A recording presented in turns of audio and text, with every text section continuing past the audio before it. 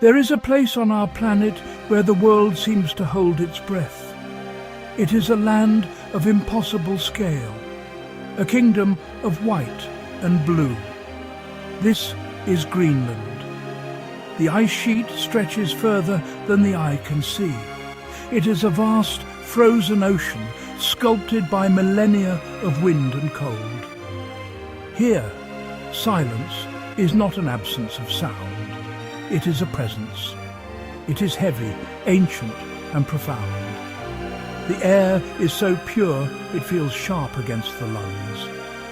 The sun hangs low, casting long, dramatic shadows that ripple across the endless expanse of snow and ice, creating a landscape that feels both beautiful and terrifyingly remote. Imagine standing at the edge of this colossal ice field. The scale is almost impossible for the human mind to comprehend. It covers 80% of the island, a blanket of ice 3 kilometers thick in places. Beneath your feet lies a history of our planet, frozen in time. Each layer of ice is a page in a book written over hundreds of thousands of years. The surface is a canvas of brilliant white, broken only by the ethereal blue of meltwater rivers that carve their way through the ice in summer. It is a world of stark contrasts, where the blinding light of the sun on snow meets the deep, dark crevasses that plunge into the heart of the glacier. The landscape is not static. It is alive, breathing with a slow geological rhythm. You can feel a faint tremor through the soles of your boots, a deep, guttural groan from the ice itself. This is the sound of a glacier moving, inching its way towards the sea. It is a reminder that this seemingly still world is in constant, powerful motion. The ice groans and cracks, a language spoken over centuries. To be here is to witness the immense raw power of nature in its most elemental and unforgiving form. It is a humbling experience to feel so small in the face of such geological grandeur. The journey to the coast reveals a different facet of this frozen world. Here, the ice sheet meets the ocean in a dramatic and spectacular clash. Giant icebergs carved from the glaciers float majestically in the deep, dark fjords. They are sculptures of impossible beauty, their shapes ever-changing as they drift and melt. Some are as large as buildings, their surfaces streaked with shades of sapphire and turquoise. They catch the light in 1,000 different ways, glowing from within. This is where the great white silence of the interior gives way to the thunderous roar of creation and decay as ice returns to water. In this seemingly barren world, life persists. It does so with a quiet, powerful grace. The polar bear, the undisputed monarch of the Arctic, moves with a deliberate and patient gait. Its great paws, covered in thick fur, distribute its weight perfectly across the snow. Each step is measured, conserving energy for the long hunt ahead. The bear's white coat is a masterful camouflage, allowing it to blend seamlessly into the icy backdrop. It pauses, lifting its nose to the wind, reading the air for the scent of a seal. This is a creature perfectly adapted to its extreme environment, a master of survival in a land of scarcity.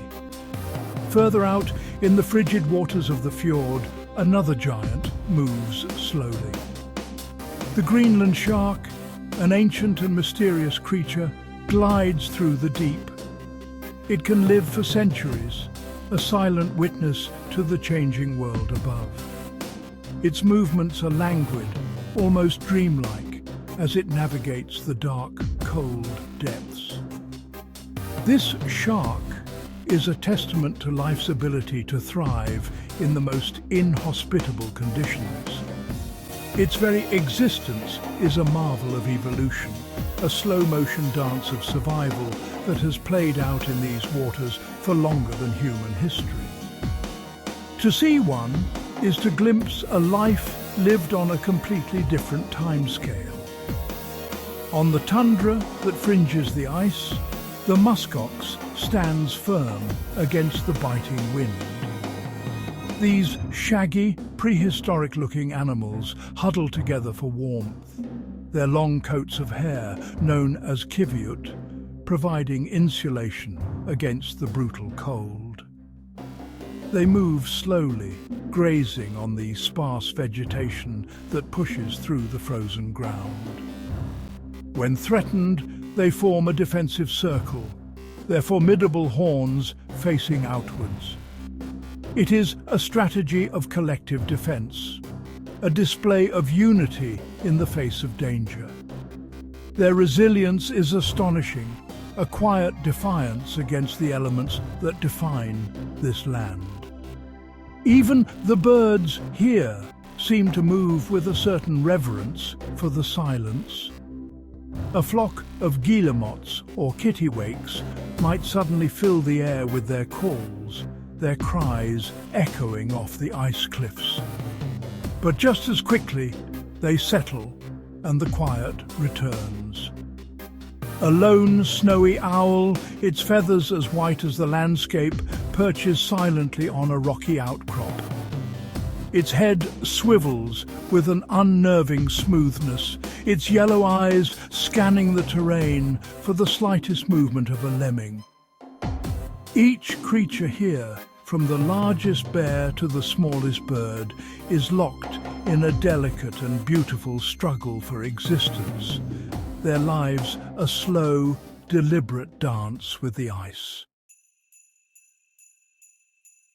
In a land defined by such extreme cold, one finds the most extraordinary human warmth. The people of Greenland, the Inuit, have inhabited this challenging landscape for thousands of years. Their survival has always depended on community, on sharing, and on a deep connection to one another. This has fostered a culture of hospitality that is as vast and open as the ice sheet itself. To be a stranger here is to be a guest. A closed door is a rare sight. A smile and an offer of hot coffee are the first greetings you're likely to receive, a simple, powerful gesture of welcome in the frozen north. Traditions here are not relics of the past. They are living, breathing parts of daily life. An invitation into a Greenlandic home is an invitation into their world. You might be offered a piece of matak, the skin and blubber of a whale, a traditional food that is rich in vitamins and history. Sharing this meal is not just about sustenance. It is about sharing culture. It is an act of trust and friendship. You will hear stories passed down through generations, tales of great hunts, of spirits in the land, and of ancestors who navigated by the stars. These stories are the threads that bind the community together. The community gathering, or kafamik, is a cornerstone of Greenlandic social life. It is an open house celebration for birthdays, confirmations, or simply the joy of being together. The door is open to everyone, and the table is laden with cakes, coffee, and traditional delicacies. People come and go throughout the day, sharing news, laughter, and support. In a small, isolated settlement, these gatherings are vital. They reinforce the bonds of family and friendship, ensuring that no one feels alone. It is a beautiful expression of collective strength and a powerful antidote to the isolation of the Arctic. This spirit of sharing extends beyond the home and into the wilderness. A hunter returning with a seal or a reindeer will often share the catch with neighbours, especially the elderly or those in need. This is not seen as charity, but as a fundamental responsibility. The knowledge of the land, where to find fish, how to read the weather in the ice, how to navigate the fjords, is also shared freely. In Greenland, survival has never been an individual pursuit. It is a collective endeavour, built on a foundation of mutual respect, deep-seated generosity, and the understanding that everyone is stronger when they work together. To truly understand Greenland, one must learn to listen. The soundscape of the Arctic is subtle, yet profoundly powerful. At first, you might perceive only silence, but if you stand still, if you allow yourself to be present, you will begin to hear its symphony. The most dominant sound is the wind. It is a constant companion. It whispers over the smooth, rounded surfaces of the ice, creating a soft, sighing sound. But it can also roar, a furious elemental force that scours the landscape, sculpting snow into fantastic shapes and carrying the chill of the glacier deep into your bones. Beneath the sound of the wind, there is the voice of the ice itself. It is a sound that seems to come from the very dawn of time. From the edge of a glacier, you can hear a constant, gentle trickle of meltwater, a sound like 1,000 tiny bells. Then, without warning, a deep, resonant crack will echo across the fjord, a sound that travels for miles. It is the sound of the ice shifting, adjusting its immense weight.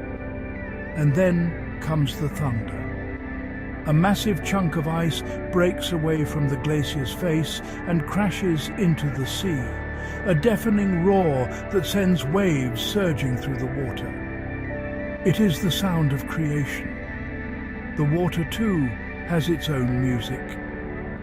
In the calm of a fjord, the only sound might be the gentle lapping of waves against the hull of your boat, or the strange, fizzy, crackling sound that icebergs make as they melt, releasing air that has been trapped for thousands of years.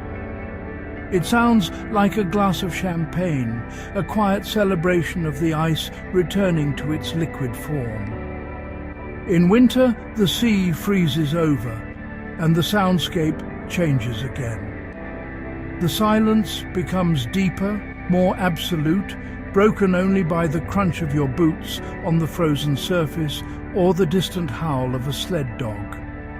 And then there are the sounds of life. The haunting call of a loon echoing across a still lake.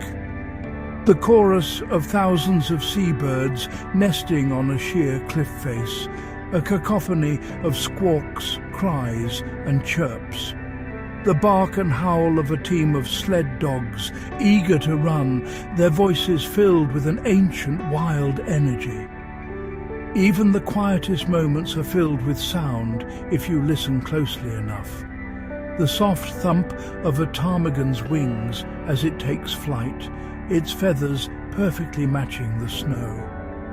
These are the notes in the Arctic Symphony, a composition of wind, ice, water and life that is both ancient and ever new. In Greenland, the line between humanity and nature is not clearly drawn. It is blurred, interwoven. The extreme environment has not pushed people away from the land. It has forged an unbreakable bond with it. The ice is not just a landscape, it is a provider, a teacher, and a formidable power that commands respect. The people here do not see themselves as conquerors of nature, but as a part of it. Their lives are shaped by the seasons, by the movement of the ice, and by the migration of the animals they depend on. This is a relationship built on deep knowledge and profound respect. This connection creates a powerful sense of place and identity. The language itself is filled with words that describe the nuances of snow and ice, terms for which there are no equivalents in other tongues. This vocabulary is a map of their world, a tool for survival passed down through generations. To understand the ice is to understand life itself. This intimate knowledge fosters a resilience that is truly remarkable. In a world that is rapidly changing, the people of Greenland hold on to this connection, adapting their ancient traditions to modern challenges while never losing sight of their roots. The harshness of the environment also fosters an incredible bond between people. When your survival depends on your neighbor, community is not a choice, it is a necessity. The isolation of the settlements and the shared challenges of life in the Arctic create a deep sense of interdependence. People rely on each other for everything, from hunting and fishing to childcare and emotional support. This shared struggle forges friendships and family ties that are as strong and enduring as the ancient rock beneath the ice. The extreme environment, in its own way, cultivates an extreme form of human connection. Ultimately, a journey to Greenland is a lesson in humility and connection. It is a reminder that we are part of a much larger, more powerful system. The vastness of the ice, the slow dance of wildlife, and the warmth of the people all speak to a single truth. In the face of nature's immense power, we find our own strength, not in isolation, but in our bonds with the land and with each other. Here, at the top of the world, the cold does not extinguish life. It illuminates it, revealing the extraordinary resilience of the human spirit and the unbreakable ties that bind us to our planet.